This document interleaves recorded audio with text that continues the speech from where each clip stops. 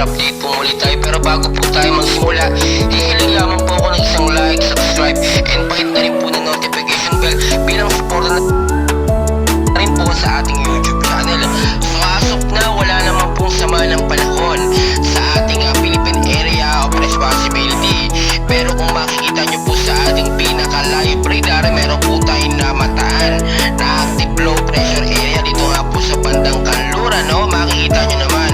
Pero as of now, malayo po ito, no? Nasa bandang India po ito. Pero nakikita natin or binabantayan natin dito yung extension po ng kanyang hangin kung saan daraan, kasi doon po yun magkakaroon ng epekto sa ating bansang Pilipinas. Do mahina lang naman, pero hindi po natin pwedeng balawalain.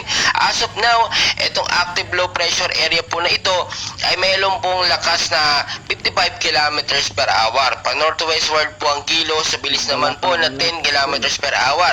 So makikita niyo yan, no? Posibleng dyan dumaan itong hangin nga po, itong bagyong ito, yung active low pressure area na to. Pero ang hypnosis po natin ngayon, meron din po tayong binapantayan, no? Ito pong northeast monsoon na siya nga po tumatama or nakaka-apekto sa ilang bahagi po ng Luzon, Visayas at Mindanao. Kasama po dyan yung shoreline na alam naman natin, makikita nyo sa live radar natin, ito pong kulay blue na yan, guhit-guhit na yan, yun po yung tinatawag natin na shoreline. Pero tulad na lang alam po na aking laging sinasabi, kahit wala pong sama ng panahon na nakapasok sa ating Philippine Area of Responsibility, this is the day, no? This is the time na tayo maghanda.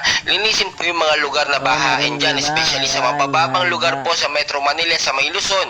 Yung mga kanal, yung mga estero na maraming basura, tanggalin po natin.